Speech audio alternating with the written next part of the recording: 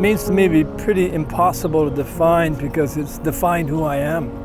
Next year, it'll be my 50th year that I've touched the canoe. I was there when it was just pieces of lumber on the ground in an old broken down warehouse at Pier 37 in Honolulu Harbor, where all these pieces were sitting on kind of the oil-soaked cement of that warehouse that was abandoned. It was corrugated iron, it was all rusted, the roof leaked, and there were people sanding and painting these pieces of wood that would actually be brought together to build a voyaging canoe. So next year, this time, it was March in 1974, it'll be 50 years since I've been privileged to be close to her. She's everything. She's connected me to my ancestors.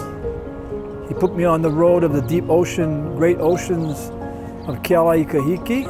It united our ancestral families in Polynesia, but all around the world, and Japan. It's navigated my values, which shape decisions that we make.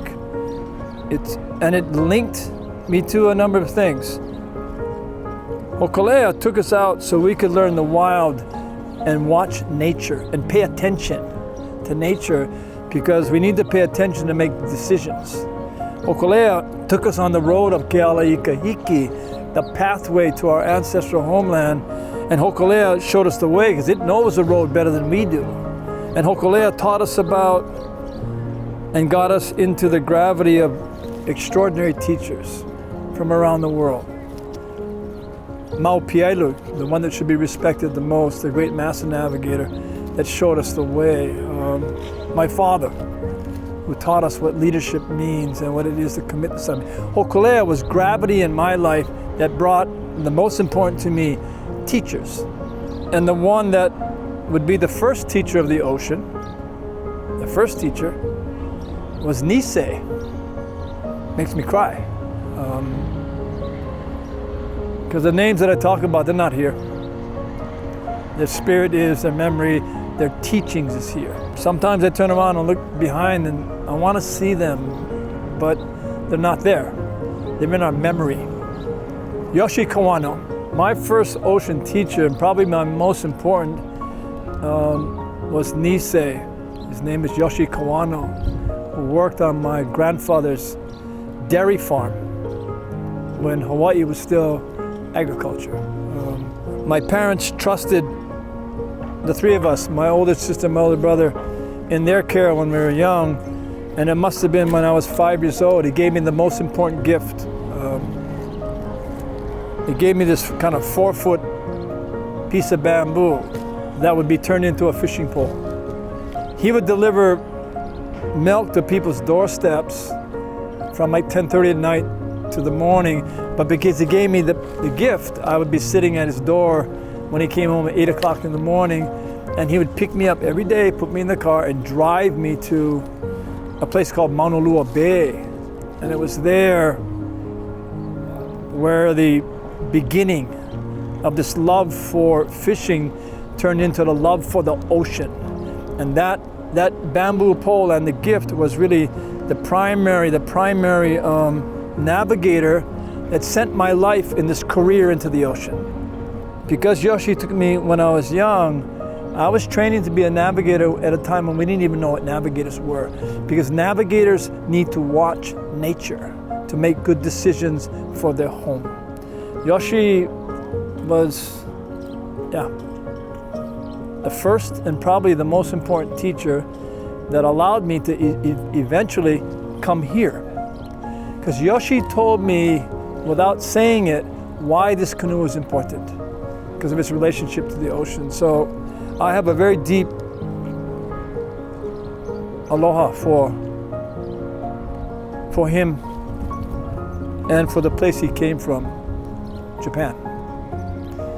He had an old wooden house, and when we were kids, we would be taken care of there.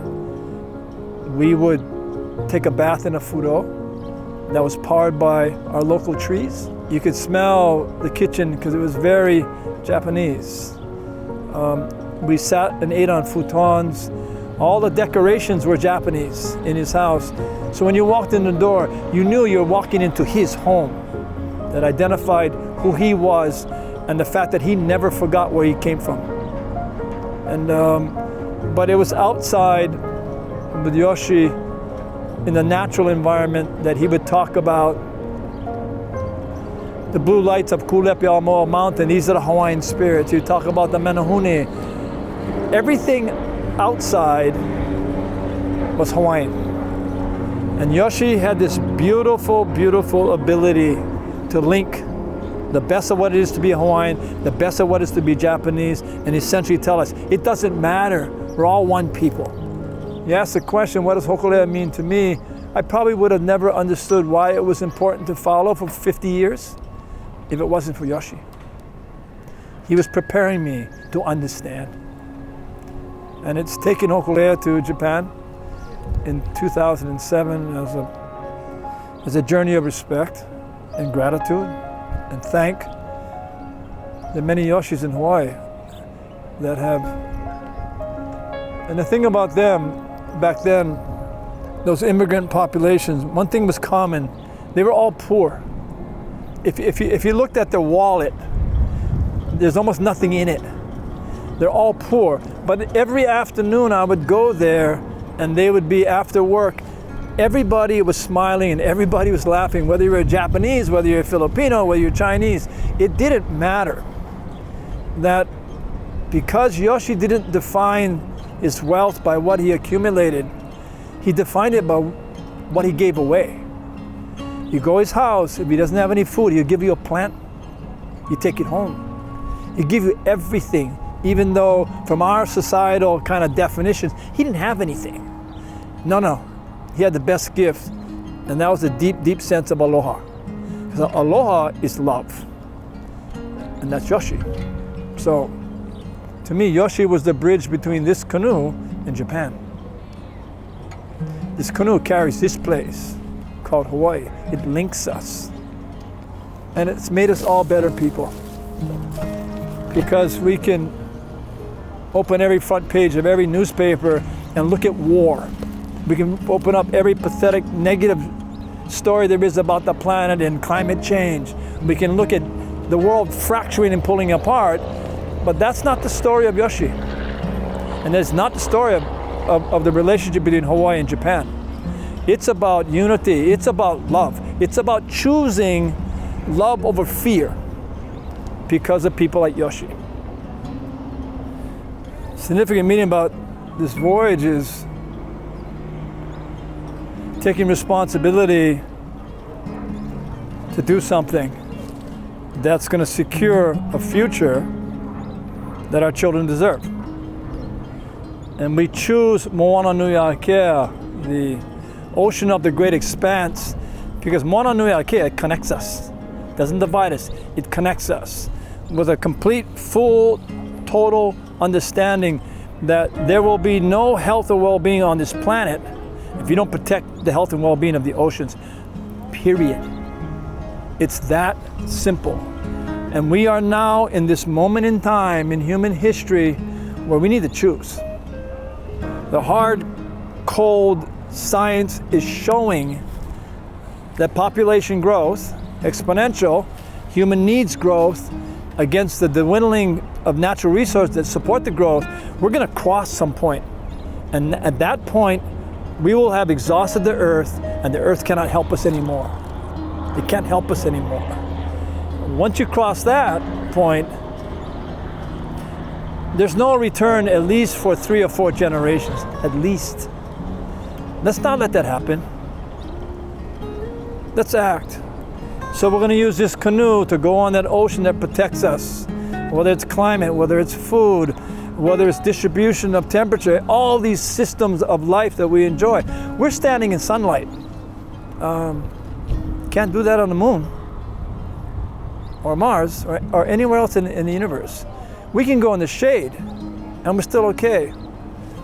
You can't do that anywhere else. We can enjoy this day and this atmosphere that's really thin and very vulnerable, but it's all related to water and the oceans. that connect us. Moana Nui Akea is a way that we can reconnect and we can come together. There is so much we have to learn about from Japan. You know, I'm no expert. I mean, I don't know, but one of the great problems is the amount of human beings on this earth.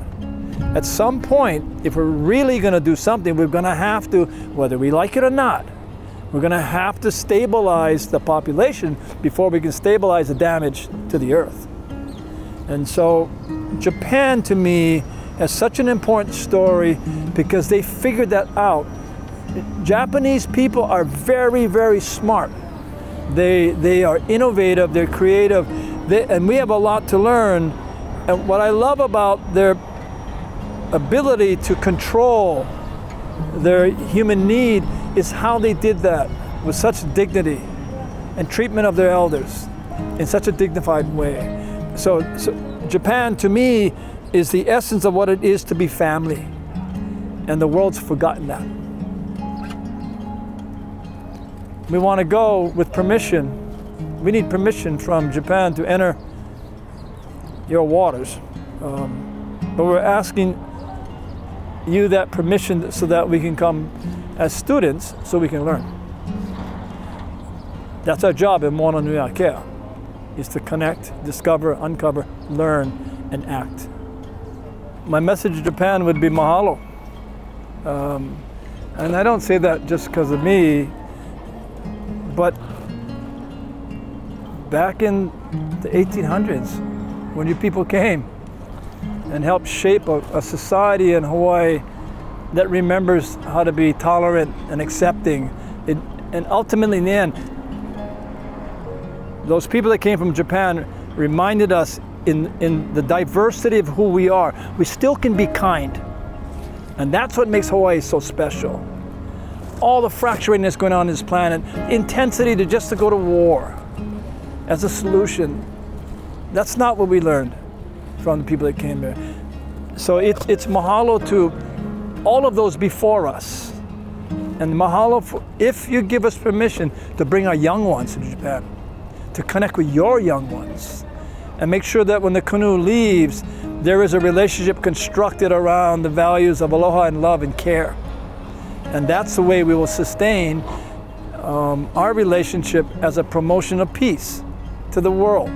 To prove that we can come to somebody else's ancestral lands and pay respect, pay dignity, and leave with our children connected, knowing that they can trust each other. Relationships come from respect and from trust as a foundation that will build a better future.